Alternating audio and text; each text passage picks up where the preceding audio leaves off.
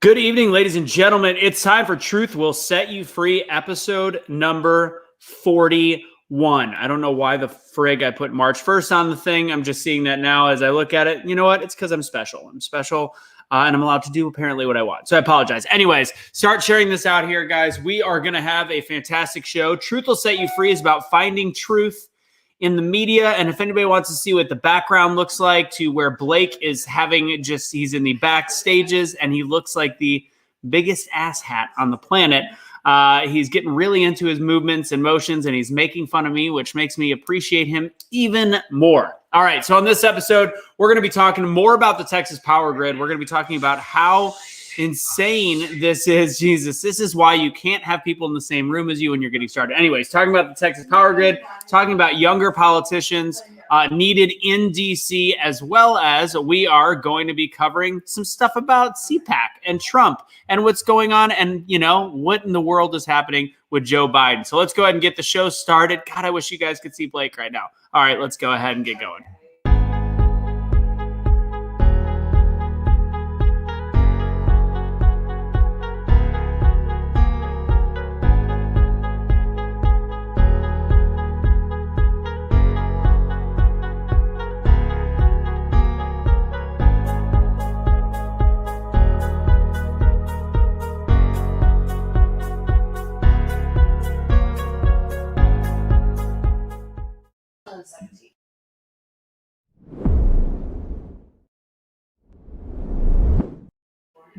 What's going on, everybody? It is Anthony Russo from Be the Change. Thank you guys for joining us. We got a great show today. We've got Blake joining us, who, if I could smack across the face after I see what he's doing backstage, I would do that. Unfortunately, we are several states away. Casey, everybody's favorite libertarian in the house, and our guest from last week, Robert, is making a comeback. Don't call it a comeback, LL Cool J. We had a lot of stuff that he didn't get to talk about that we wanted to talk about. We wanted to get more into it. So we are going to get started with Truth Will Set You Free. I'm going to introduce you first to Blake. Everybody knows Mr. Steal Your Girl.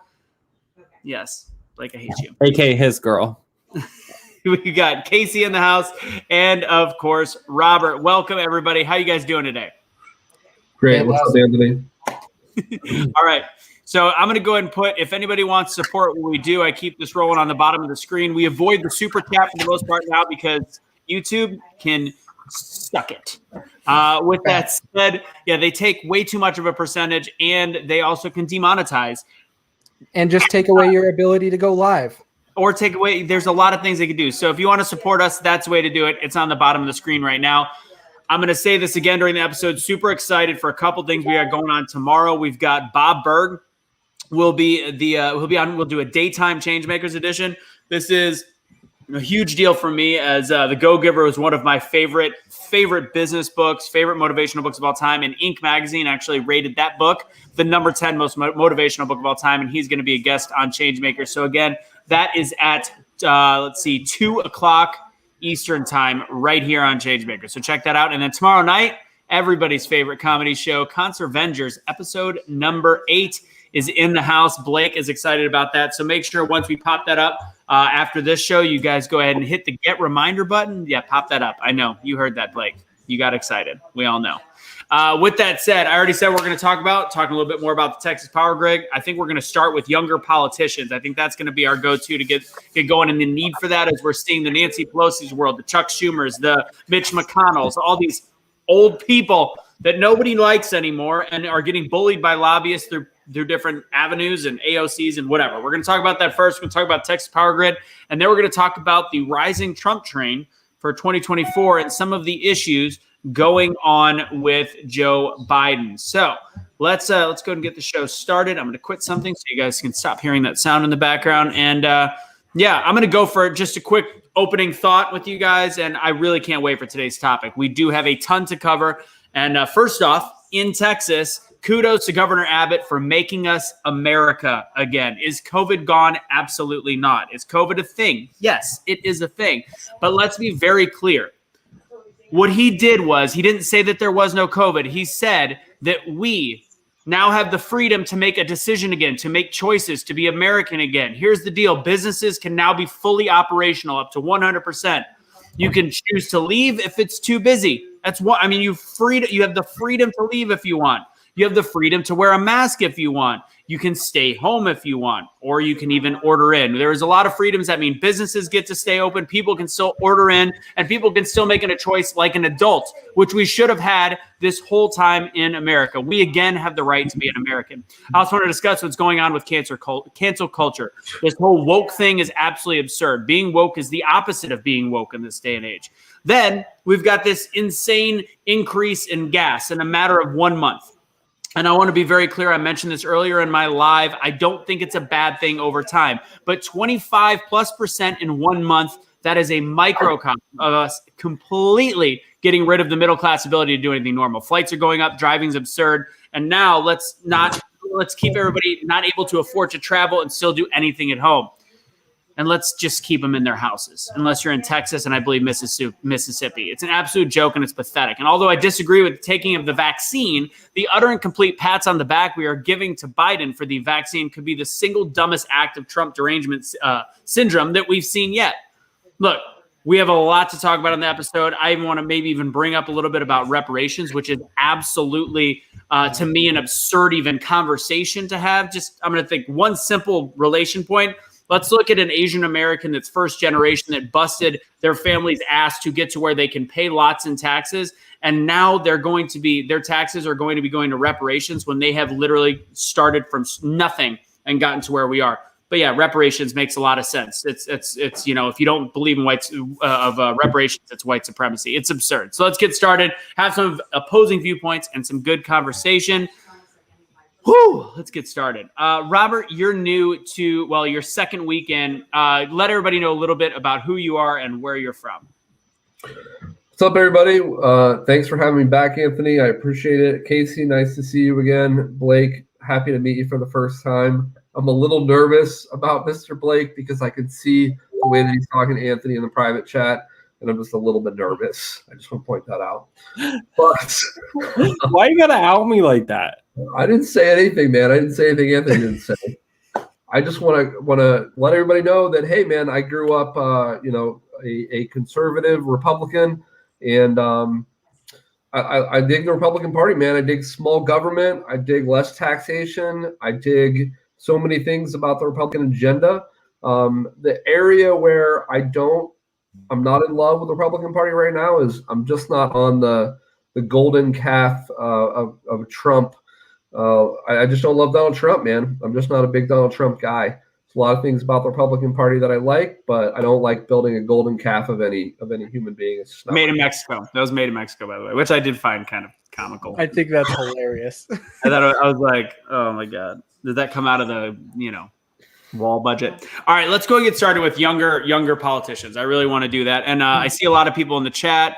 But Blake is harmless. That is a complete and utter lie. What did Robert say? I let Blake that you're already out. He's not out of the private chat. However, do me a favor, guys. Share this out there. Please help us out. We're trying to make sure our content is seen on Facebook and YouTube. It's obviously been a struggle a little bit lately. I can always notice when the algorithm is down. So hit the like button.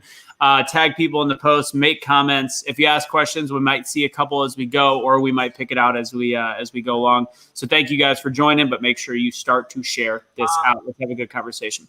All right, Robert, I'm going to have you lead the convo in terms of younger politicians because you put it very, very well when you and I had the conversation on the phone. So what's the background of this topic?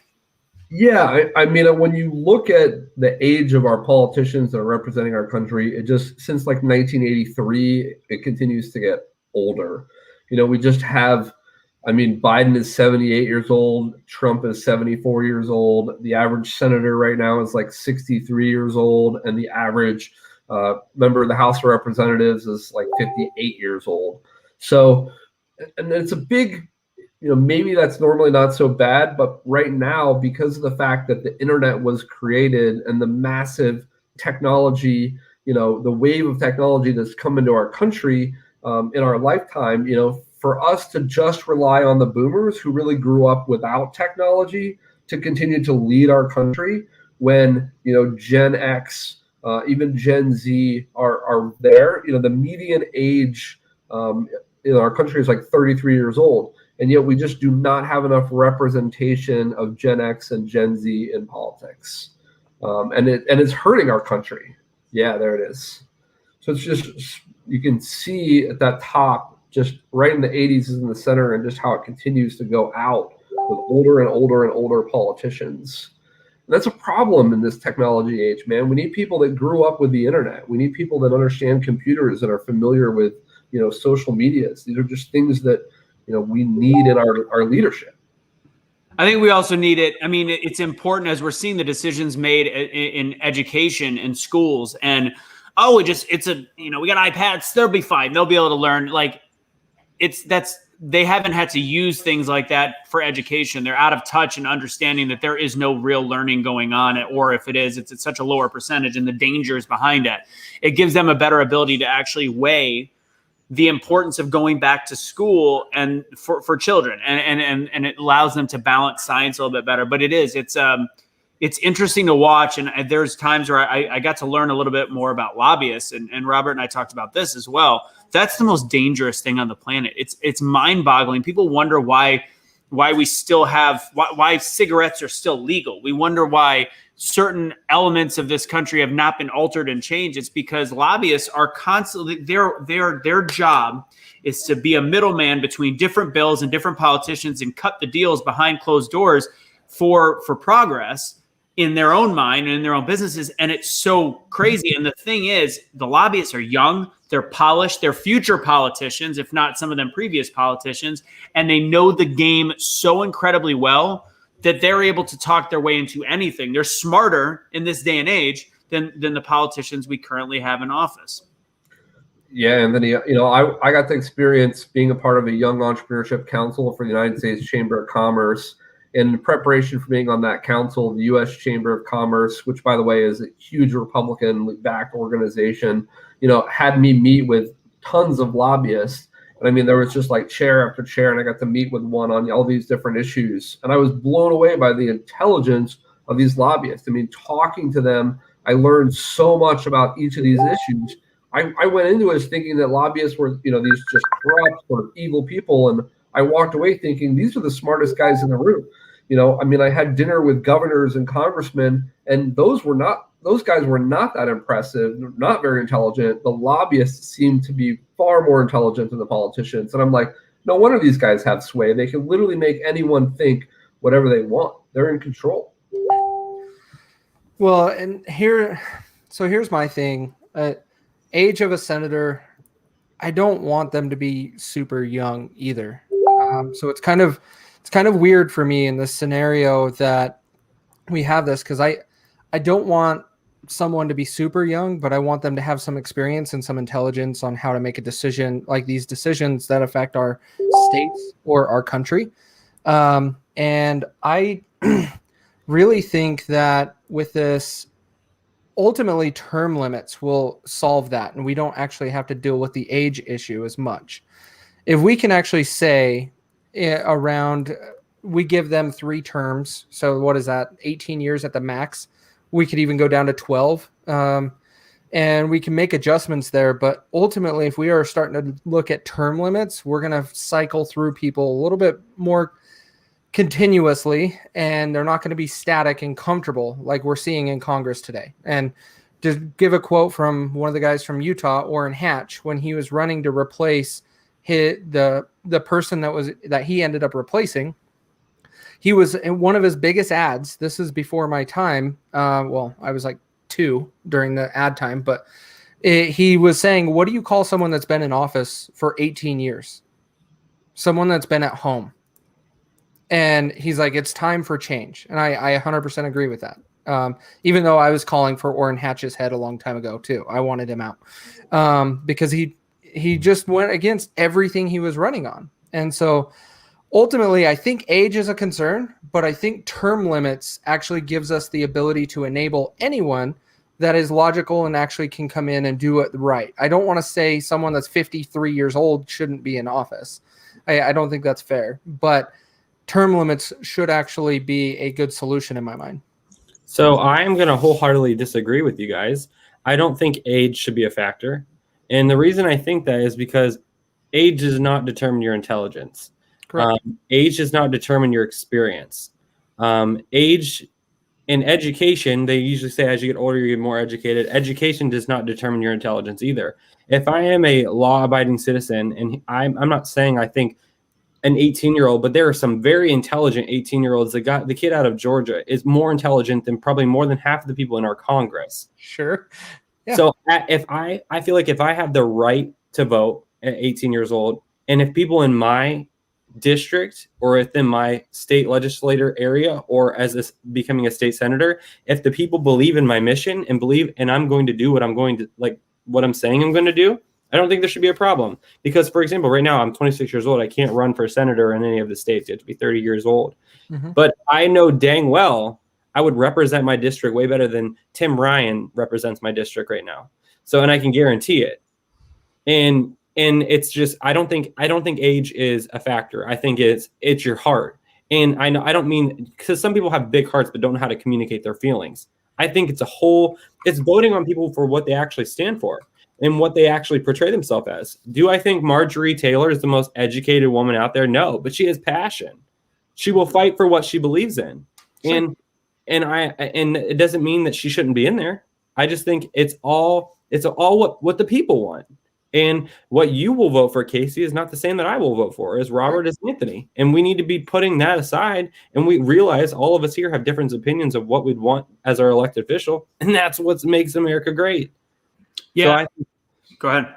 Finish up. My bad. No, I was just going to say it's this. This is the comment. And what you said was great, Blake. I think it is a combination of age and it is a combination of term limits. I think the term limits are huge because here's the deal. Somebody that's 75 years old that's fresh to politics is going to have a shitload of passion. They're going to want to get out there. They're going to want to help. They probably waited their whole life and seen the issues and said, I'm going to get involved. Now, somebody that's 60 years old that's been in politics for 20 years, they are out of touch with what's going on in the real world. Government is a container.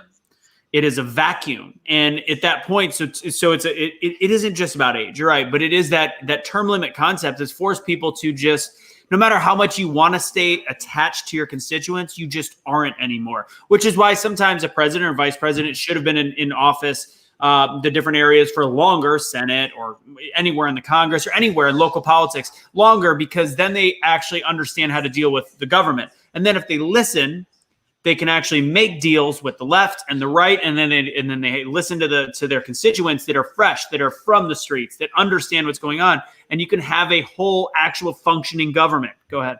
This is bothering me. I keep seeing people saying people in their 70s and 80s need to retire. I'm telling you right now, there are some great, wonderful, smart, educated 70 to 80 years old. I don't like this whole age determines your ability to function. Just because you're 80 years old doesn't mean you can't function. If someone comes in, I think, if they're there for 40 years, yes, that's different. If someone comes in 60 years old and is a spitfire and ready to fight for the Americans and represent that older population, then so be it. So quit putting numbers on people, because I think that's terrible. Blake, did you watch the Senate hearings when they were interviewing Mark Zuckerberg and the Facebook, the Google executives, because they were asking questions of Mark Zuckerberg, asking him to explain a like button. I mean, I'm not kidding. Like, these guys were so out of touch with technology that we use every day and just take it for granted. Well, if someone asks me about a car, I'm not going to know about a car. Does that mean I'm not intelligent? No. No, it's not about someone's intelligence. It's about their ability to represent their people. And someone who's 70 or 80 years old who doesn't understand a like button on Facebook is out of touch with society in general. And we've got. I don't necessarily disagree with them, because I know people who are young who don't use social media. Should they not be able to represent because they don't know how to work social media? No, you don't have to be in touch with every little aspect of your people. Like, for example, people from Iowa, if you go and represent people from Iowa, you don't have to be a farmer. So I get what both of you are saying. I think it needs to be more of a happy medium, because right now that's where we're looking at. When we're looking at all of our senators, they don't know anything. And it's weird because here in Utah, we have mostly our local reps are fairly young. They're in their 30s and 40s. And so they're like, just text me. Here's my phone number when you want to communicate with them. They're just like, text me anything you want. It's interesting, but I also get like what Blake is saying, no limits. I get what you're saying, Robert, and I'm going to use a little bit of a jab here, but Joe Biden, he's shown his age. Like, he's a perfect example of why age is a problem. And Ron Paul, his last couple of years was the same way. He even just had a stroke this year live on TV, still trying to do stuff. And so there is sometimes the age comes into play. And I think those are where we got to be paying more attention as people, but term limits have to help us. They have to help this turnaround. So my question for you, Casey, is obviously age is a factor. I mean, but unfortunately these things happen to, people of all ages. Obviously you're higher risk of it as you get older, but what about in Florida? If it's a very highly older population district, then they want to be represented by someone who's older, then why can't, it's all per district. So, I mean, it's not a clear-cut answer. There's no, like, Robert's not going to be right, I'm not going to be right, you're not going to be right. So it's just finding litigation that can compensate all of our thoughts and needs. And unfortunately, we have to compromise and meet in the middle, which is what our Congress has an awful time doing. So I don't know the answer. I think term limits will be good, but at the same time, it stinks because I'm trying to play devil's advocate, is that what about these good representatives that do stay connected with their district and do a good job and do a good service and do what they're supposed to be doing, and then they only get 8 years, and then we lose out on something that could have been potentially really, really great. One of the best term limits that exists in the American government system is the ballot box every 2 years. If the people want to eliminate somebody, from that position, they've got the power and the ability to do so. Now, that is a little bit more theory than it is in practicality, because the government system is so weighted towards the incumbent. It's very difficult to upset an incumbent. So, like, while in theory, yes, you can eliminate the incumbent, but there's gerrymandering, there's political fundraising dollars, there's just so many tools that allow the incumbent to stay in power that it kind of corrupts the system. Dominion voting machines and just change elections. Someone said in the comments that I don't care how competent they are, or I care how competent they are, they need to take a competency test, yada, yada. Listen, don't start that, because the Democrats will literally come up with a test to be able to see if you can be in Congress, and you're going to have to denounce your white supremacy or you're not in. So, you're wokeness. And this. I have to bring this up. No, they're not. They're not. Actually, like, that kind of thought process is actually the problem, because there's a lot of Democrats, depending on what state I was living in, that I looked at and I said, I would actually vote for that person. It's not about always the line, the line that you're following, because there's a lot of Republicans that are actually very middle ground, or they wanted to run against the incumbent Democrat that have a lot of liberal philosophies. And then you've got a lot of Democrats that are, they found an opening and they're a Democrat and they're closer to middle ground. The closer we become to middle ground and realize that it's not about Democrat and Republican, look, most of this panel, including even Robert, is more on the conservative side. I truly believe the way to better politics is less government and a conservative philosophy. At this point, that's how I feel.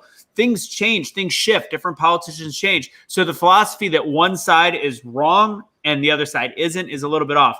Now, do I believe, again, the Democrats are a little bit more off? Absolutely. And I think that's how I feel. Robert's going to stab you. It's not flat out. It's not across the board. It's just not. But I mean, we're probably going to be seeing a lot more. I thought that we'd think about flipping in 2022. I just don't see it possible the way that Biden has set things up for the next 2 years. And after this, we're going to go ahead and move on to a little bit more of the power grid. But with letting in all of the illegal immigrants and allowing all these people to not only be let in, but also vote, the ones that are dreamers and all that, there's millions of people that will now be voting, and now they're going to be potentially passing a couple different things. One, it sounds like we're going to be at 14 more days to count the ballot, which is, I think, incredibly dangerous. Like, this whole mail-in thing, I don't care about COVID. It is a huge issue when it is mass voting. I literally the last week or last month, each week I've had something in the mail. I sent in a rent check on the 2nd of February. It got received on the 26th of February. This is a problem. And this was also to go 4 miles. Like, this has been happening. And I used to run a business where we sent checks out, and this was 5, 6, 7, 8 years ago. And it was an issue. It was 1 out of 10. 1 at 10% is a huge issue. And I think that the more we go to mail-in voting, the less faith we have in the voting system. Robert just said we technically can take it to the ballot box every 2 years. That is the term limits. Is it anymore though? I think the American public, including even the left, is starting to lose a little bit of faith in that system, especially when they start to think about it. Here's how we solve that. Allow early voting to occur in person, and unless you are not able to actually vote due to your health or being stuck in, long-term care facilities, if you are not able to physically get to the polls, that is the only circumstance where you should not be voting in person. I don't care. And you need an ID. You need an ID for everything else. So you need an ID to vote. Robert, I know that you're on both sides. How do you feel about voter ID? If you're going to require voter IDs, then you need to make the ID affordable or at no expense to certain individuals. I mean, if you want them to prove that they're a United States citizen, okay. But, if you're going to charge them, some of them are $30, $50, $100 to get an ID. I mean, in Ohio, we just increased the restrictions and it's harder to get IDs. And, it's like, okay, if you need an ID so that the homeless guy on the street's going to, be able to vote, then okay, but it can't cost them money. We just need a better process for that. What about, okay, so I think they've worked on stuff like that where it's free, where they find different ways, but the big issue is they have to provide a birth certificate. There's a lot of people without a birth certificate.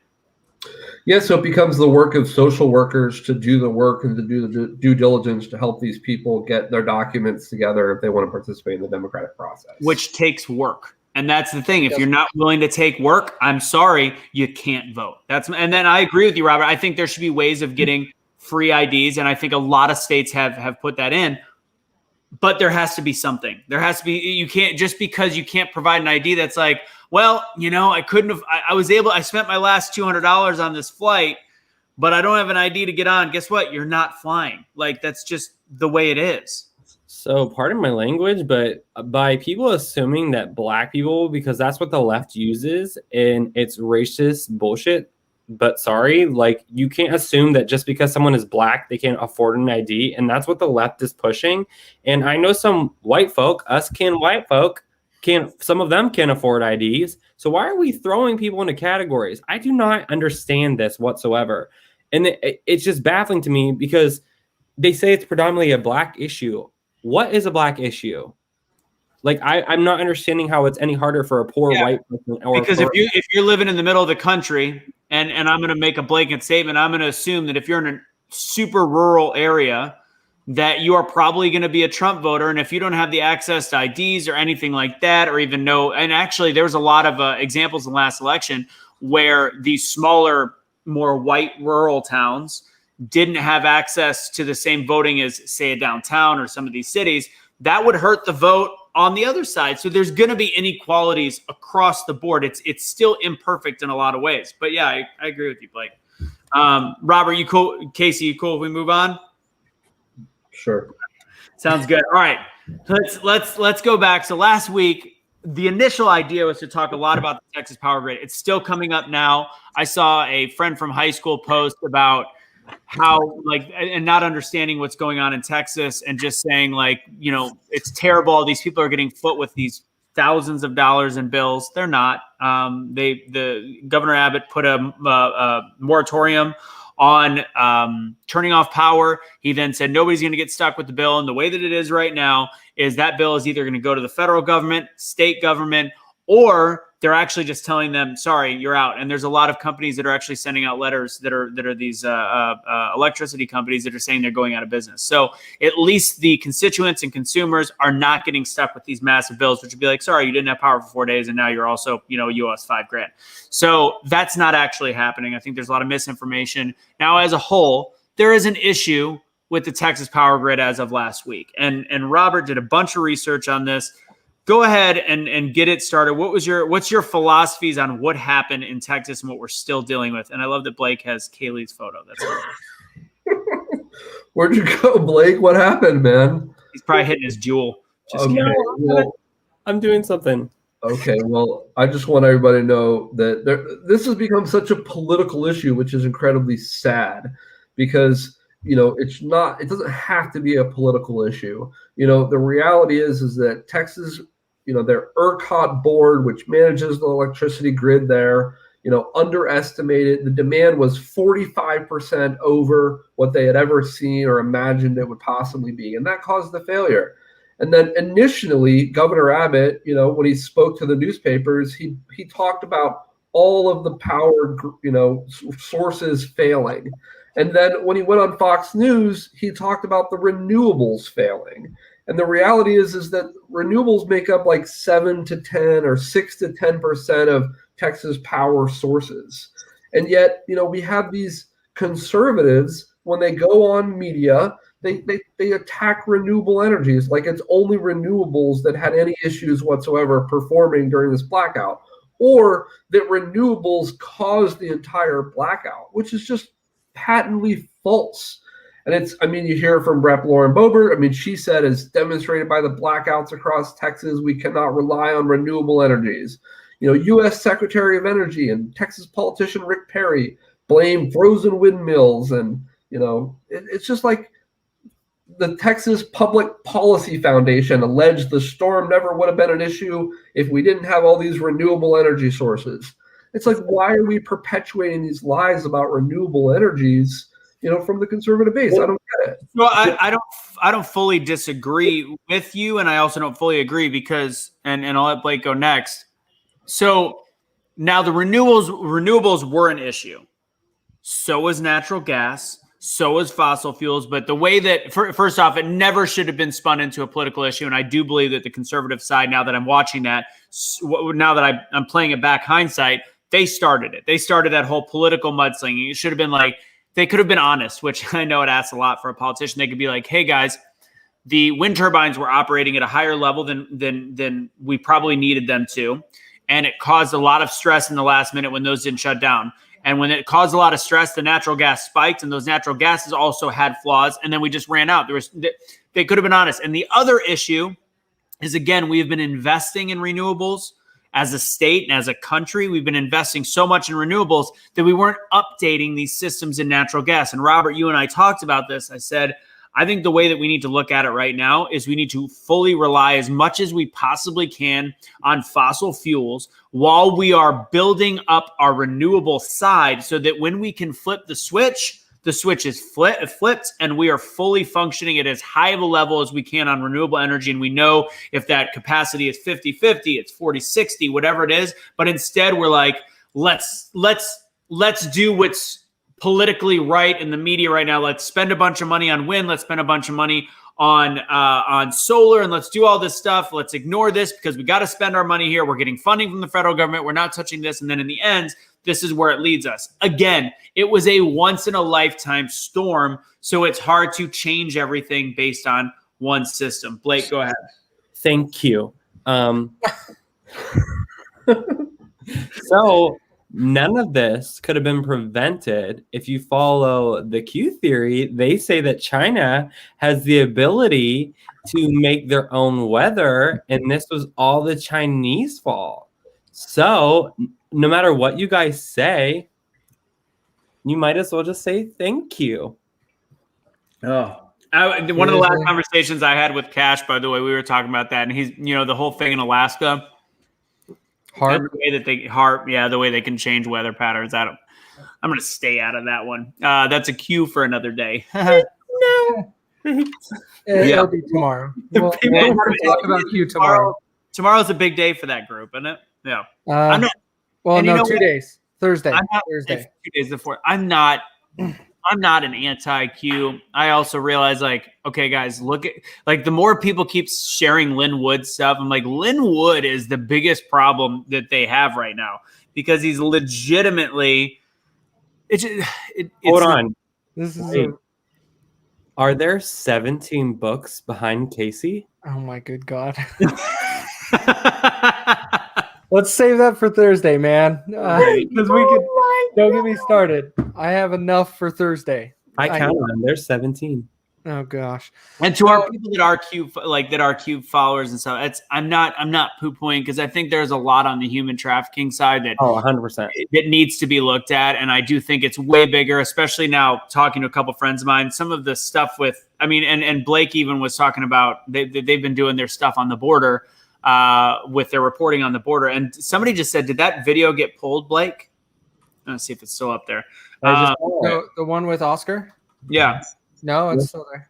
What's going on out there is insane. So there is these problems. And that is in the Texas border. Thank God it wasn't last. We have new pictures and stuff, but I cannot show them. Okay. It is graphic. Kaylee said like she's been having nightmares about them. Like that's how graphic they are. That's why we need a subscription base. Or we can maybe share it. You can share it on your Patreon. No, because Patreon got kicked. Anyways, let's move on. Send them to me. I want to see them. But I want to comment on Texas stuff real quick. Go ahead. So we got to remember, and anybody correct me if I'm wrong, from my research, Texas has prepared for a 120-year storm for their power grid. That's what they were planning for. This is just over and larger than the average 120-year storm that they were prepared for. So this did impact them. So if you want to go and look at any of the other power grids, any of your natural resources you get from the government entities, I'm going to say, because it's a monopoly. No one wants to admit it. You only have one source for your power, one source for your gas, etc. But when you start looking at those things, they plan for certain storms and certain amount of years of the space between those storms. This entity, and however you say it, they've only planned for a 120-year storm. This was a little bit worse than it. That is why it was so impactful. Now, the other thing is wind turbines and stuff like that were not really ready for this humidity and this cold so quickly. And so that's where you ran into problems. By the way, wind turbines also leak oil.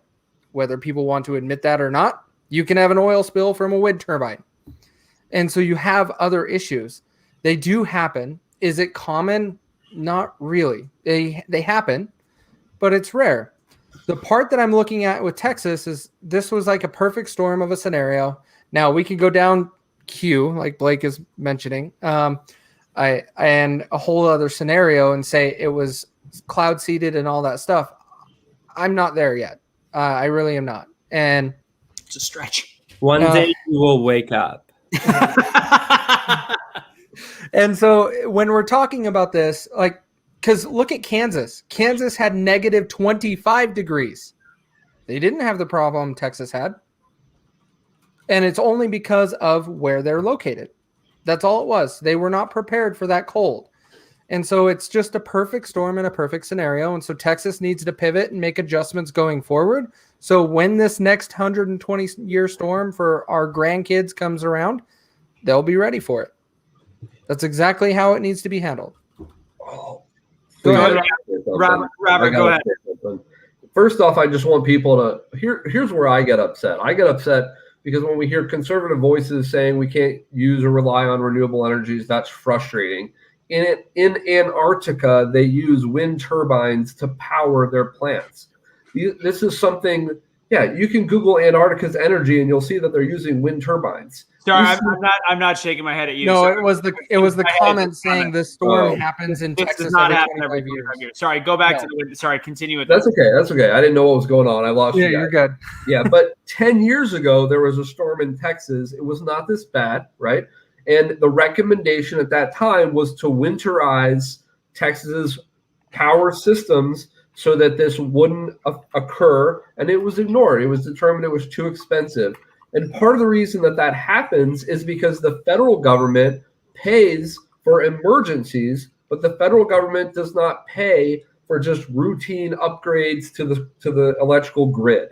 And so we have this disconnect between the way that states operate and the way that the federal government operates, because the federal government will only step in when there's an emergency.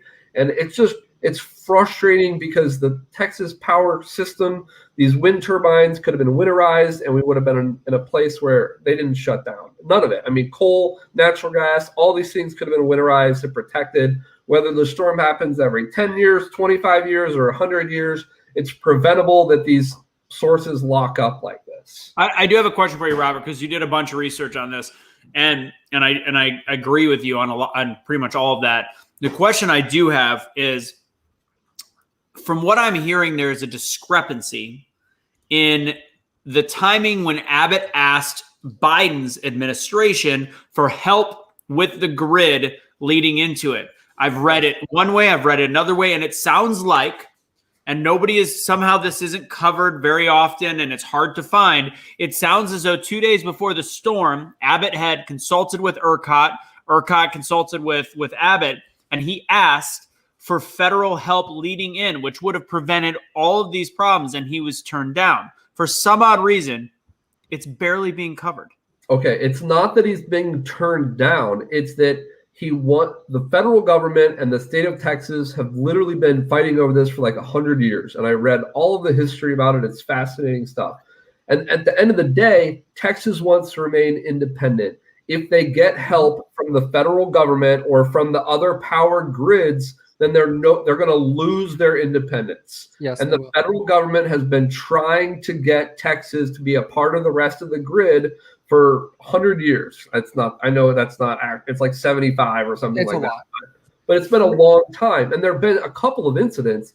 In fact, the last time Texas needed power was in that last winter storm in like 2011. And Texas actually asked the government of Mexico for power because they didn't want to borrow it from the United States, because the federal government has been trying to get Texas to be just like the rest of the U.S. And, if you think about them not being a part of the rest of the grid, they're not regulated. There's no regulation whatsoever. So the federal government cannot force them when they need to update technology, when they need to take care of it, how they maintain it. There's no federal control. So I don't know. I have not read the order. I saw a comment. People are saying that they've read it. But I do understand that my assumption would be that Biden would have said, yeah, we'll help you, but you have to come on board with the rest of the regulation. And the ERCOT people basically said, that's a no deal for us. Well, that's why the cloud seeding occurred, because the cloud seeding occurred because they want them to be dependent on the federal government, and you guys need to trust the plan and hold the line. Thank you. Oh, geez. No, so Robert, here's my only argument against that. This is proving exactly to everyone why our government's so effed up. If the U.S. government can't provide help other than say, get on my system, other than being like, hey, all you need to do is winterize your turbines. Why didn't they send people out to go help winterize the turbines? Well, go ahead, Robert. An analogy that I would give, it's like seatbelts, right? Like, they pass a law. If you've got a car after a certain date, it has to have a seatbelt. In Texas, everybody's driving. The electrical grid is driving around with no seatbelts. And so the federal government is basically saying, like, look, it's not safe. You're not winterizing things properly. Like these issues might not have even occurred with the Texas power grid if they were following the federal regulations. So the federal government is saying, look, join the protocol and avoid the issues. And for the federal government, in their mind, if they turn on, I see the people who are saying, well, why didn't they do it with no strings? But listen, it's the wild, wild west in Texas. So if you're the federal government and you turn on power and it's going into a grid that you don't know whether it's stable or not, there could be repercussions for that, right? No, that's correct. And Robert and I we talked about this the other day too. We talked a lot in detail about it's government. There's strings attached. There's always strings attached. This is business. You have to run the country like a business. And I understand why. And if that is why it was turned down, that makes sense. I get it. Here's the deal. In every state, there's always a way to share resources. Texas is the richest in resources when it comes to oil, Louisiana as well, but Texas is huge. So we have all this that we've been bartering and making deals with for a century. We've been essentially on our own because we're able to be, and we're also allowed to sell and give. And our government and our power operates on a free trade system. And with that, like there's even issues in Ohio, or there's issues in Michigan, and states constantly. Yes, Blake, you're the big issue, but regardless, there's different things when they're borrowing. They're always making deals on how much do we rely on the federal government? How much do we ask for? It's not as cut and dry as people think. I do want to reference the one question about the 25 years. This was more than 25 years. This is the first time in, I believe, a century or since recorded time that every county, recorded time in terms of when they did weather advisories, that every county in the state of Texas was under a winter weather advisory. This was bar none, parallel to no other storm in the history of Texas. Well over 120 years. No one that is living today has ever seen that in Texas. Robert, what do you think of when people say this whole thing like, well, because of climate change, this is the new norm, guys. This is the new norm. It's going to happen again. That drives me the fuck nuts. I'm sorry. Foul language. I want to say that I think Ted Cruz had a tweet from like 2013 or something that said like, I'll do this when like Texas freezes over or something like that, And I'm like, okay, well, yeah, I mean, here we are now, right? Texas has frozen over. I mean, I don't know if you want to start the conversation about global climate change or not, Anthony. I thought I was surprised by some of the reparations talk I was getting ready for while we've been talking. Oh, let's talk. Let's go into that. So I think, are we good? Are we clear on the Texas power grid? Because I hope we never have to bring it up again. There's people quitting, being fired. It was a cluster F. We all know this. It's done. It's still a shit show. I mean, there's companies that are going bankrupt right now in Texas over it, not paying their. I mean, it's a mess. It's going to be a while. Let's stop making it political. If you are a Republican in Dallas or Texas, it's not about just green energy. It's not about that. It was a freak storm. If you are a Democrat in Texas, it's not about Ted Cruz going to fucking Mexico. Okay, it's not. It's not. All right. Let's talk about now that you're, because I want to talk reparations, because there's a couple things coming up in the new Biden administration, and I know this is where some of our fans are going to get a little frisky. I'm mind boggled at what's gone on in the first month, and some of the proposals, and the fact that Biden is this real life? And I've seen the shares of this. Did Biden really say he has to carry around a note card? Yes. He has to carry on a note card to remember things. It's scary. What does that say? I want to shake. Who did that? Who made that fast? Was that you? God, you're so talented. All right. It's really good. It was still warm. Anyways, it's good Chinese. I was just proving to everybody that I can use chopsticks. It makes me very ethnically diverse. Okay. So with that, there's this whole thing. Like when we talk about student loan repayment and reparations, it's a huge pain in the ass for me. I think for some odd reason our government can't find middle grounds on things. So reparation, I'm gonna give two examples and I'll let you guys go. Reparations can very simply be, if we're talking about how disenfranchised the Black culture and Black people have been over the last decade, why not let's actually truly invest in the inner city education system? Why wouldn't that be what we're doing? Why do we not put more money into progressively making that change over time? Because if you give money, like a lottery, for example, if somebody wins the lottery, they win $1 million, they've never had money, and they've been poor their whole life, they have no idea how to spend. Guess what? That $20,000, $30,000, $1 million goes away in a year and a half because they have no education on how to spend that money properly or to better their career or anything like that. So why not invest in education instead of reparations? And also, looking in reparations, you have all these people that have come to this country as immigrants from all different races, all different, you got Italians, Irish, Asian, all these different groups that have, by their bootstraps, I know AOC hates that term, but pulled themselves up by their reparations paid for the Chinese. You are funny today, Blake. They've all these things, and now you're saying to these people that are hardworking, owners of restaurants, owners of businesses that are already, by the way, getting hammered by COVID, and saying now your taxes are also going to have a portion of it going to reparations, something that you had nothing to do with the slave trade, nothing to do with slave owners. You've never been you've never been rude or mean or bad, whatever, to a Black person your whole entire life, and now you are legitimately having to pay reparations. And then, of course, the other thing that I mentioned, which is college education, I still think that's absolutely ridiculous. I always bring up the best argument that I'd seen, which was the guy fighting with Elizabeth Warren saying, I busted my ass for 10 years, the last 10 years, I didn't take any vacations. I didn't do anything so I could pay for my daughter's education. And now you're telling me the guy up the street that has the new boat, the new house, the vacations every year, his daughter went $250,000 in debt. You're going to wipe away a certain element of it, or we could find the middle ground. And I don't know, take away interest. Say, what, without interest. That's fair. Blake, go ahead. Or we can beat the liberals at their own game and play the game because I'm a black female and I want my college free. And I want you guys to call me whatever I want you to call me that day. And that's how we win this. We play their game. You know what, Casey, if you want to be Indian, you can be Indian. Russo, you do you. You do whatever. Robert, Ronald, whatever you are today. You take an ancestry test or go do a little swab in your mouth, get your genetic, and then when they come out, you can say, no, you're not. Be like, yes, I am. And then that's how we win this. You just play. You beat them at their own game.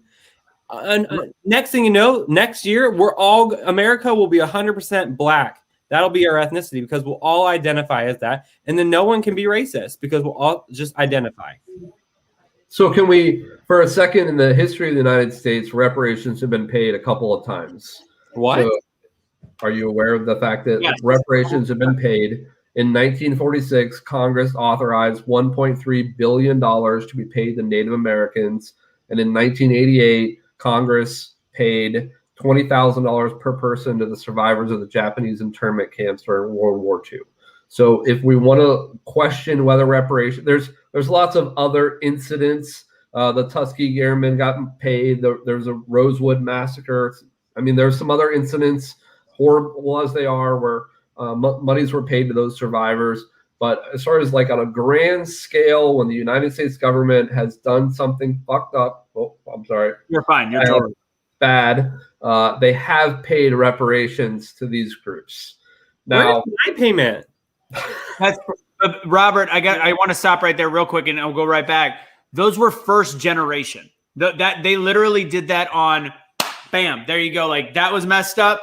Here you go. It's traceable. It's a small group of people. There's black people in this country that came from other countries recently that would actually be eligible. Like there is no way to trace the current means of reparations and the great thing is there's an actual way to affect it. I know Kelly, I believe in the comments said it starts at home. Like if you could pour money into schools, guess what? If you pour enough money into schools over time, instead of desegregation, bringing them into county schools or whatever, over time, parents are going to start caring because they're seeing that somebody cares about them. The government actually cares for once about them, in my opinion. So I understand what you're saying, Robert, but at the same time, you can't relate the two because those were paid within 5 years of the actual situation of what happened. 10 years, within 5 to 10 years. Yeah. Pretty close. I mean, 1988 compared to like the 1944, World War II internment camps were in the 40s. That's when the Japanese were paid. I'm thinking Native Americans. Native Americans progressively over time. I'm pretty sure the Native Americans, my understanding is that they haven't actually accepted the money. My understanding is that many of those groups, and I don't know, I'm not going to say all of them, but many of them turned it down. And the tribes said that they wanted the land that they were promised. They don't want the money. So I don't know where those funds are and how many people have gotten them. I mean, I'm just saying, I didn't even state my opinion on reparations. I'm just stating that's the history of reparations in the United States. We'll go back to your opinion in a second. Blake, you go next. Until I get my money for being affected directly by mesothelioma or my limited car warranty, then no other bitch in this country getting their money. Until I get my money for the trauma those people have called me every day, hiding in my mailbox, asking me, are you aware that your limited car warranty and mesothelioma? And who knows, with this COVID-19 vaccine, it'll be the next thing. And until I get my money, you ain't getting your money. Blake thinks it's Concert Avengers. Before we go back to you, Robert, Casey, go ahead. What's your thoughts? Same thing. So when we're talking about reparations here, so here there's also a little bit of a difference if we look at from World War II, the Indians, and now what we're calling, we're just going to call it for Black people, right? Black people have been given all the same rights. All Americans have the same exact rights. You don't look at me like that. They have the exact same rights if they are an American citizen. Nothing says that they don't. But the bigger thing that we look at is Native Americans did get land. I agree with that. They have their territories. Here in Utah, there's quite a few of them. And it's one of the few places you can gamble in my state, which is awkward. But then you have the Japanese. I didn't know that. I'm just pulled it up and I'm like, I don't agree. I would be very against it back then too. World War, like, didn't they just blow up Pearl Harbor to start this whole thing? And so that's where I'm like, I'm different. Where's that World War One? Truth. Too much truth, Casey. So that is where I struggle with the Japanese part, because there is a strong military presence that I believe in. Is if we can just go and knock things out and get it done, if we start a war and get it done and over with, we're going to save millions of lives if we do so. But and because you're not going to draw it out for a decade like some of our wars have been, or for what we're doing in the Middle East. What is this, 4 decades at this point? It's just never going to end. But overall, reparations, I'm really confused. Like, you have 19-year-old kids saying, I need reparations because I was born black in the United States. Yeah, where's the cutoff? Where it's weird to me. Robert, go ahead. Yeah, and correct me because you gave me a lot of weird looks, so you feel differently. Okay, well, while you can say that we have the same rights, I mean, even if you go, I mean, my parents were born in 1952. The Civil Rights Act was passed in 1964. So I don't have to go very far back to understand that there is a history in this country of very different sets of rights for very different groups of people. Now, when I'll sort of bring it back to you, Anthony, and this is a statistic that changed my mind on this whole system, just so you know. In 1864, for every $1 that our government spent on white children's education, how much did we spend on black children's education? For every $1? For every $1 we spent on a white 13 cents. I was going to say 7 cents. You got a number, Casey? I'm going to go with 17 cents because of Q. 2 cents. 2 cents. Now, that's in the middle of the Civil War, so, okay, maybe you get that, right? But 100 years later, in 1964, when my parents are 12 years old, the Civil Rights Act passed, schools are integrated. Okay, for every dollar spent on a white kid's education, how much is spent on a black kid's education? In 1956? 1964. 1964. So this is before desegregation. This is right at that moment. Right at that moment. I'm gonna say 20. I'm gonna say 7. I'm gonna say 17 cents. It's 4 cents. It's 4 progress. cents. We call that progress. The money doubled, Blake. The money doubled, baby. Come on. That's like a 100% markup. So you're talking to me about Black Americans who have grown up in an unequal education system. And so, to your original point, Anthony, like, is part of reparations fixing this inner city school educational systems? Yeah, I mean, to me, like, it's really clear that, education is a huge part of the damage that was done to the African Americans who were brought forcibly into our country and have grown up in a society that has treated them unequally. And so to me, fixing the education system, righting the wrongs, making community college free or something, that would be, there has to be a plan around that. The people that were brought into this country by other Black people, so we are punished for it? I'm confused. I mean, there's a lot. The Atlantic slave trade sold. What about the Irish men and women who have came here? Where is their reparations? Slaves were sold to lots of different countries, many other European countries. So why is this one different?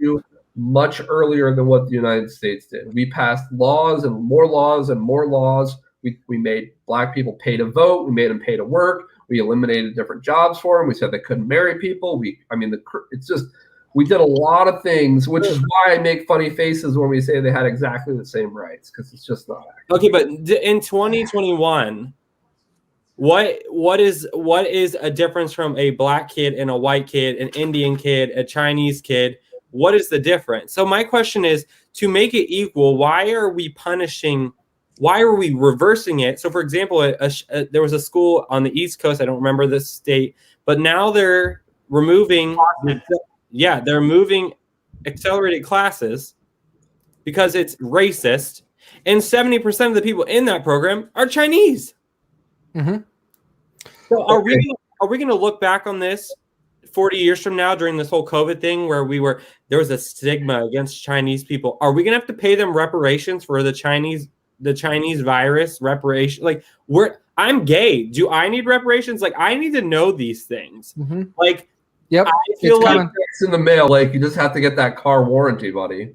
No, he has to get the COVID vaccine first, and then he's going to get that check. I just need to know, like, okay, so like once they get their reparation, do we fight for ours, or like when do I protest now, or like when do I don't know how to do this. Is the first for me, so I just need to know. All right, so I feel like I need to respond because, you know, Blake, you're asking about what's happening in 2021. There's a lot of comments saying that, well, I'm bringing up the past. Well, you can look at the educational system today, and the problem with it is that it's based on our property taxes. Schools are funded by property taxes, and so rich white schools have more money, you know, and so they have better schools and better teachers. Poor communities that don't pay a lot of the property taxes have underfunded school systems. And so because integration has occurred in 1964, 56, 64, that time frame, now what we have is we have poor people. So it doesn't matter what race you are, although predominantly it affects black people because predominantly black people are poor in this country. It's now there's poor white kids and poor black kids. And now we have rich black kids and rich white kids. So now it's about socioeconomic class. And that's how the public schools are funded. And that's what perpetuates a lot of the societal issues that we have today. What do you think of school choice? Oh, I was just going to ask that. I don't know where everybody is on this issue because it's like, what, my second time on the show? But I mean, to me, like individuals having a right to choose is almost always great. It's almost always better. You know, I generally like that. But there have to be very carefully written laws that restrict schools from like, oh, it's school choice, but we're only going to have white kids in this school, or oh, we're only going to have Mexican kids in this. I mean, you just have to be careful with some of those issues have occurred, Casey. They have definitely occurred. In modern day, though, and I could be ignorant because here in Utah we do things pretty in a weird scenario because it works. I don't like our public school system, but you have a mix of kids everywhere, literally in every school. And I know this because not only when I was in school, a public school, when I was hanging out with the other kids at other schools or my rival school, I wasn't actually hanging out with the kids that I went to school with. And so I have a whole different feel around this. Now, school choice, I want everybody to have the choice. Oh, great. Here she is. She's going to run into a tree. But when we're looking at school choice, we do need to allow people to make the choice that's best for them. Honestly, I hate the fact that it's coming out of our taxes. I would rather that we actually give some type of stipend to where they can actually go and make a choice up to X amount of dollars per year per student. Because I honestly do believe I do have some friends that did not have the greatest because they went at a weird school here in the Salt Lake Valley, and they could have easily went to another school just on the other side of just opposite side of them. And if they could do those things, you also actually bring in competition. You could bring into where teachers actually want to do their job instead of they feel that they need to do their job. And you have more of a beneficial system to be able to teach our kids. And that is where school choice is a big deal to me. I really think that is a key to solving 90% of this. I understand what you're saying. I grew up in white Utah, so I'm a little bit ignorant to some of the bigger cities. But what would work here is very easily just giving everybody a stipend and letting them choose what school to go to. And privatizing it. I don't want the government controlling anything because we already proved last year they can't make a decision to save their life. All right, so hold on a sec. We're gonna go to Suni real quick, and then Blake is gonna end for the night, and then we're gonna wrap up with just one final convo. I do want to go back to Robert's point. I actually agree with Robert on most of that. I think that even today, yes, today the education opportunities are almost the same, but we are neglecting the last 20 years, and then you go 60 years of things like, crime bill and not having parents in the home. Like there's so many things that do affect is the Black experience.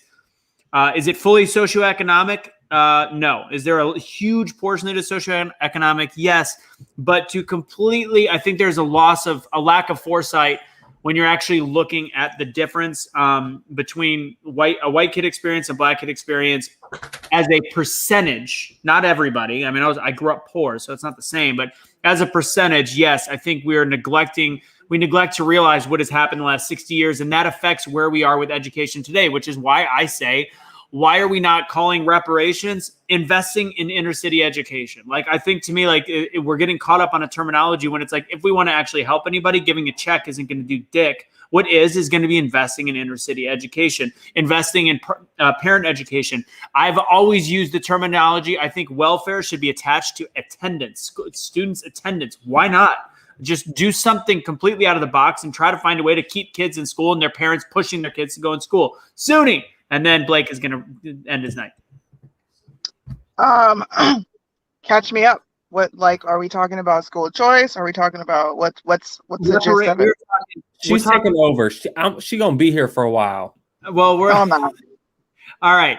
Just real quick, we're talking about reparations. We're talking about the issues with the fact that students have never had Black students for over a century, well, wherever, have never had the same opportunities as white kids. But should that be a play in reparations? Should we have reparations? Should education be part of reparations? What's your opinion on reparations now that that's now in conversation in our government again today? Well, reparations is a slap in the face to our ancestors, number one, because we didn't go through anything they went through. So what are we exactly receiving reparations for? Reparations is not going to fix what's wrong in the Black community. We know what's wrong in the Black community: fatherlessness, lack of morals, and education. So we need to open up school choice and give parents the option to send their kids to a better school rather than leaving them trapped in an inner city school where there's no funding.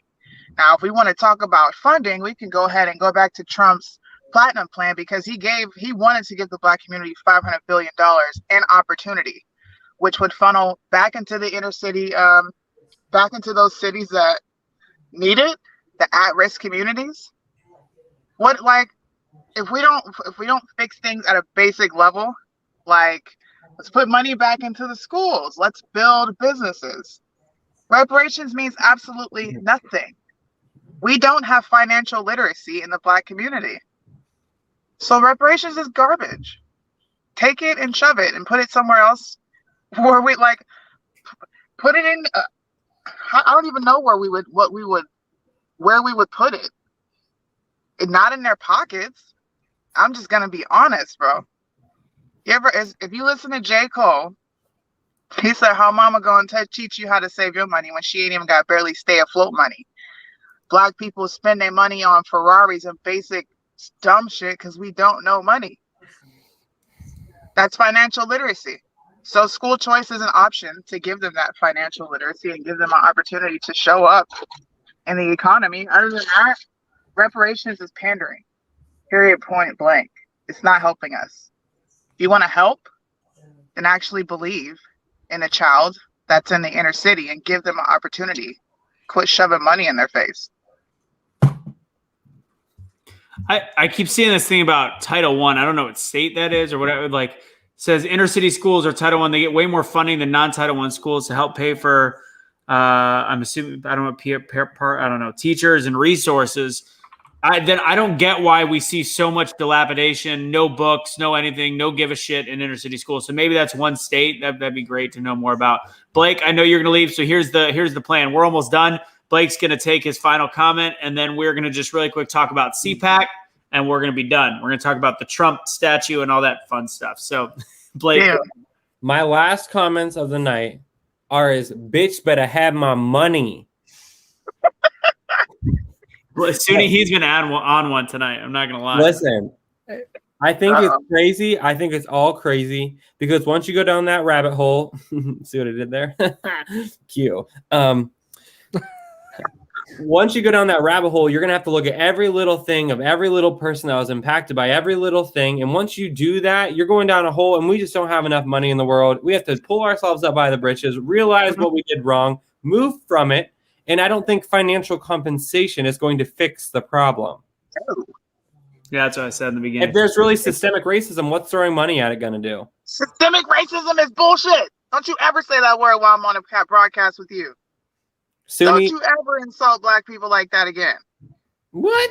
See, I don't believe. I disagree with Sunni a little bit. I'm a white person, so I can't know anything about racism. But ultimately, all right, I know Blake's got to go. But ultimately, I think there is systemic racism. I don't believe that there is overt racism today, this day and age. I think because systemic means from the past. Like, I don't think we just talked about the issues with schools. We talked about the issues of the crime. Do you think that the crime bill?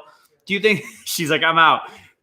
Damn it! I hope she's. Do you think that the crime bill that was by Biden did not play into systemic racism in today mass incarceration? I think that is the definition of systemic racism. Which, might I add, Biden in 2016 was asked about, and he said, "No big deal." Yeah, I still like. He said he made a mistake. He said he was. You can Google it. He said he made a mistake, and he said it had a lot of support at the time, and he thought it was a solution, but he was wrong. I would love to see that because all I know is the clip. The last time I saw him talk about it was in 2016 on an interview, and they said, that was your bill. And he said, yeah, and I stand by it. That was in 2016. So I don't know when. It might have been this. I just heard in this election cycle, he said that. During this election cycle, absolutely. We're still, but of course he has to say that. Captain Panderpants is going to say it in 2020, but in 2016, he was still standing by it. This is a man that 4 years ago was still believing in mass incarceration. That's a problem, in my opinion. Well, and a little bit to go against you, Robert, just a little bit here. Like, we got to remember at March 22nd, 2020, he said he will give minimum of $10,000 of student loan forgiveness as soon as he becomes president. In his town hall, he's like, sorry, nope, not forgiving any student loans. We're going to be able to change all of the college structure. And we're going to make free college for any the smaller colleges in each state. And then if it's a state college, we're going to make it free for anybody that makes less than $125,000 a year. All of those plans that are being kicked around are to address the poor public educational system that we have in the United States. And it's about how do you fix it for adults? Okay, by giving them free access to community colleges or state schools, you can start to get more minorities who haven't had access to good education, free education. That's really fundamentally why those things exist. And I mean, I've heard Biden's, and the Democrat Party talk about different proposals for how they're going to, make education free. I mean, I think the majority, like 70-something% of Americans who have student loan debt owe under $10,000. So that's kind of why it's the magic number. I think I don't know why we're trying to get rid of student loan debt instead of interest. I think that is such a middle ground. Like, why don't we just actually find the middle and say, where are people getting screwed the most? The interest is what's screwing them. That's not allowing them to fully pay off their bills. Sunni, I don't know if you finished what I said, but the last thing about systemic racism, what do you think about the fact of of the crime bill? I mean, the 1994, isn't that what would be considered systemic racism? Systemic racism implies that every black person goes through it. There are black people that never experienced an ounce of systemic racism. Are there systems set in place? Absolutely. But we have the option to never experience the system. If you're never a part of the system, you're not going to have to worry about dealing with the system. That's one thing that we don't talk about when it comes to. What if, I know you might be chopping up a little bit, what if we had a middle ground? And what if he said that systemic racism is a thing, but it's not anywhere near the biggest issue in the black community? Is that fair? I'm not going to call it racism. If you want to call it a systemic issue, I'm on board with that. But white people get railroaded by the system just as much as black folks do. We just show up in it more because we commit more crimes, and that's fact. For us to be the minority, we commit way too many crimes. Are there people that innocently go to jail? Yes, but it's not just black people. I feel you. And like Blake would say, I think you're on Cricket Wireless. All right, final topic, guys. I know Robert's got to go as well. We all got to head out of here real quick. Oh, we've got the Business Insider. Yes, that was it. But it was in 2019, and also it's Business Insider. So I'm gonna look at that in a second. What did Casey? Let's and we could come back to it. Let me read it while we're doing it. Casey, would you Actually, Suni's no, she's still a little choppy. We'll get back to Suni in a second. What did you think of CPAC? What did you think of Trump's speech and the golden, whatever the heck it was? The golden thing made in Mexico, even though we say we don't make things in Mexico. Right. It's a little weird to me. Come on, guys. We could have done, there could have been better things done. CPAC was, in my opinion, solid, but I would like to see them not to focus so much on the rigged election, but let's focus on how we're going to fix it in 2022 and 2024. And that's where I like what Trump did. Trump didn't do normal Trump stuff for CPAC. And that's my biggest speech with it around CPAC is Trump loves to poke fun and call everybody names. He just left everything that everybody already knows what he does and says, and just called out some facts. And I really think that was Trump's best speech he's ever done. When it comes down to, did CPAC have any good results? I think all it did is pander to some of the people because all they watched was Q and Trump. And I struggle with that in that sense, because all the stuff I've been reading, prepping for Thursday, is, Q this all over CPAC. And I'm like, again. But overall, I like some of their speeches. Honestly, Ted Cruz needs to shave. He looks weird. But Trump, I think his speech was amazing. And that is the person I want to hear from when he was our president. He's only had a couple decent speeches, in my opinion, over him being a president in his 4 years. And so that's kind of where I just want to hear more of that style of Trump, not what we had of Twitter fingers. I agree. And we're talking almost an hour and 30-minute speech that God knows that our current president would not make it 15 minutes of that right now, which is horrific. Real quick, I want to address the article from Robert that he put in there. It was a Business Insider article, which, as I don't know a lot of people, if you've watched the show, I cannot stand Business Insider. It's a complete rag, but sometimes they have some stuff worth reading. And the key is always moving past the headline. The headline says Biden played a key role in pushing U.S. to take hardline stances on crime in the 1990s, and now he's apologizing it as 2020 looms. So as late as in the article, and of course the headline makes it seem like he's a saint now. He regrets everything. It talked about in 2017 how he still stood by it during an interview. And then the only quote that they're attributing to this is, and this is it, I've been in this fight for a long time. It goes not just to voting rights. It goes to the criminal justice system. I haven't always been right. I know we haven't always gotten things right, but I've always tried. That is the apology. Bullshit. That's not the apology. There's more. Bullshit. I'm reading it right now. This is all that's in this article. No, look, it says it was a big mistake when it was made, and it trapped an entire generation. He didn't say that. Without specifically naming the 1994 bill, Biden said decisions that were made in that era. That includes, and by his era, he wasn't just, now I remember this speech. He was not just talking about 1990s. He was talking about the era that he had spent in government for 30 years leading up to it. He said the decisions that were made trapped an entire generation. It was a big mistake when it was made, but they're talking about the decisions. He wasn't talking about his crime bill. That is a very. Is there a little bit of an apology there? Cool. Is it the biggest half-assed apology? I'm gonna say something and I'm gonna hop off. Okay. You cannot. It's insulting to say, hey, you know what? I'm just gonna give you an apology for spending years locking you the fuck up for ridiculous amounts of time. I'm just gonna say sorry, and I'm gonna continue with my racist bullshit. Black people are stupid. We don't know how to go register for shit. We're not diverse in thought. How many times are we supposed to sit here and listen to this racist ass man say degrading things about black men and women, and you think a sorry is going to make up for what you did to the communities? Excuse me, but that's the most insulting thing I've ever heard. If you're truly sorry for what you did to the black community, and if white liberals truly want to do something, try giving them opportunities. Stop looking at us like you fucking pity us, bro. Because that shit is disrespectful. And it's disgusting.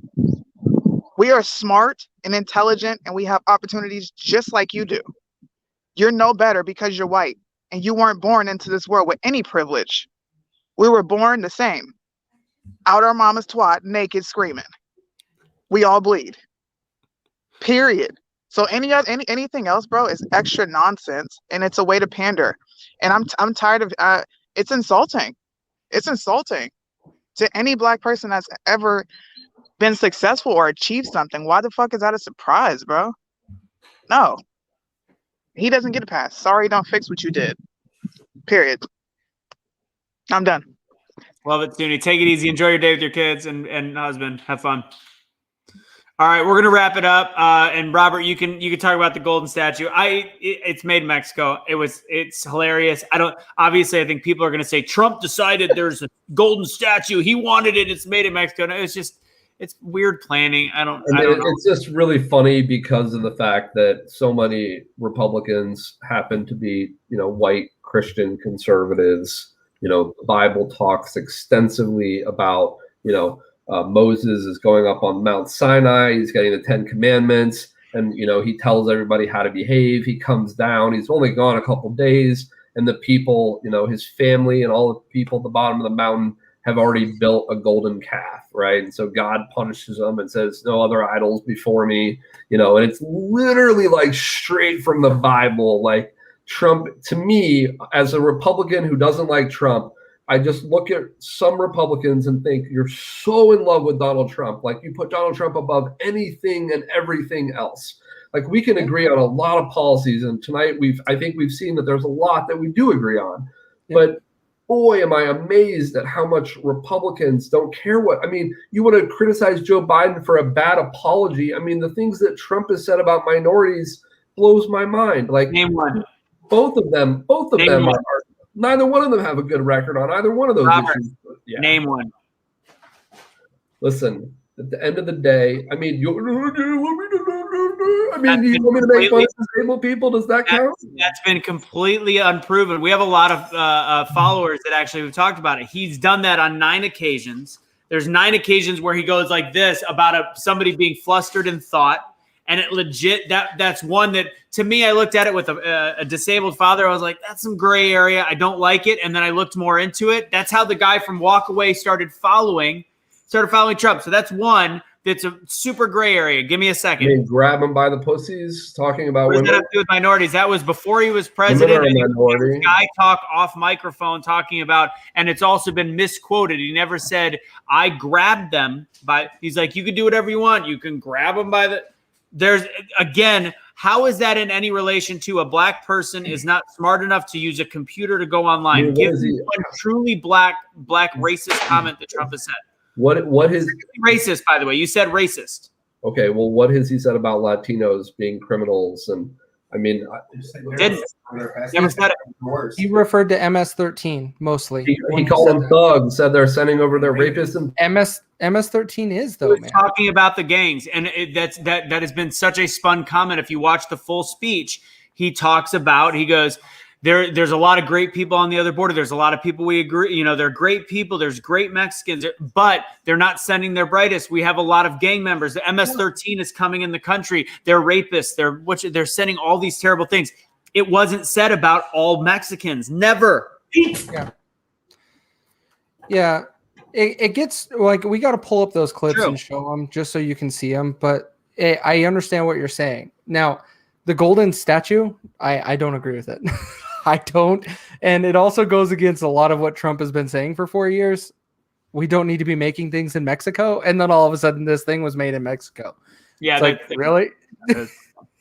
So I get what you're saying, but there is some of the things that we don't have enough time. We're not going to go over it tonight because we're going to call it. But we should go over those things. I think that's a good thing for us to talk about one of these days is like this example, because there is a lot of bias from the right side and there's a lot of bias from the left side. And I think that's where we can actually talk and show the clips, each other, all of us. I got plenty of clips I don't like of what Trump said. I really don't.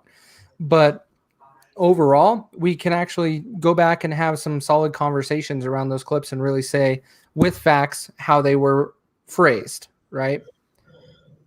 I think that's great. I just threw it in the private chat, him talking about blacks being lazy. At the end of the day, that sounds like a great conversation for another day. I do have to get going. I just want to say, to see a bunch of Christians make a golden calf of Donald Trump is disturbing for me, and it's why I'm not finding any connection with the Republican Party that just absolutely adores Donald Trump. It's just disturbing for me as a Christian and as a human being. I'm like, this is beyond what I mean, I'm afraid for Republicans, Christian conservatives who love this guy that much. Fair. I get it. And we're gonna wrap up. I looked up just real quick as we went. Did Trump say this? It's actually not fully true. Even according to Snopes, which is pretty liberal. By pretty, I mean extremely. What's false? Trump did not utter the full statement. Laziness is a trait in blacks. I believe that no black person will be president again anytime soon. Whether or not Trump ever said laziness is a trait in blacks is not certain. And he said what he did say was sadly because President Obama has done such a poor job as president, you won't see another black president for generations. That was his assessment of what he had done to the black community. And in terms of the other one, when he said that in the book Trumped in 1991, he was talking about the fact in terms of his accountants. Let's see. Now, Trump, according to O'Donnell, it's always been this laziness is a trait in blacks. None of it is ever corroborated. It's just one person saying he said blacks were lazy. This is literally one person having an account. Trump has said that wasn't true. So again, it's a lot of spun stuff. But we should talk about it another day. I think that'd be a thing to do because, again, these are things also from 1991. I'm just not that it's okay. And then people also bring up the whole him being a slumlord, which he wasn't, and having lawsuits. That's another discussion we've talked about several times, and that's just the 80s and real estate and where lawyers were trying to make lawsuits. With that said, guys, tomorrow, big day, fun day. Bob Berg on Changemakers tomorrow at 2 o'clock Eastern time during the daytime. Bob Berg, the author of The Go-Giver, one of the most motivational books of all time. Inc. magazine called it top 10. And then Concert Vengers tomorrow night. A little bit of fun in comedy and politics. And all right, ladies and gents, that'll be it. Robert, do you have a final word? And then Casey will do his final. Thank you, Anthony and Casey and Blake and Suni, for the opportunity to be on again. I really enjoyed the show. You guys' comments are great. I wish I could respond to all of them. I'll keep you in my prayers as well. If you find yourself praying to the golden Trump, God save us all. Casey, go ahead. Honestly, I love having you on, Robert. I appreciate it because overall, it's really nice actually having a civil conversation and not having someone blow their gasket and talk. Like we have some on will come on and just be civil and talk, which is great because we can talk things out and really get our sides, show our sides. Unfortunately, we do see it a lot that they just get too passionate, which is okay, right? But we're not saying anything's wrong. We're just trying to discuss the topic. So I appreciate you coming on. I love it because overall, that's what we need to do is have more of these conversations. For everybody in the chat, that's the only thing I want to address and then call it a night is, guys, be respectful. We got to respect everybody that comes on here. We're going to do it. We're going to have these conversations. They're tough. They're not easy. They're going to be uncomfortable at times, but they're great conversations and we got to support it. Absolutely. Thanks again for supporting us, guys. And Nate, hit me up on a private message. I didn't see what were the comments were on YouTube. I saw everything that you guys were saying. So give me a shout on that. Send me a private message if you're on Facebook. Aside from that, guys, be the change you wish to see in the world. Why do we have these conversations? Because in order to get past division, you have to be a little bit divisive once in a while and talk about some tough shit. And if you've got any of your Democrat or liberal friends that are actually interested in having a real conversation, hit them up, hit me up, tell them that we're ready to go. Send it to the Be the Change page. And remember, you all have the power to be the change you wish to see in the world. Have a great night.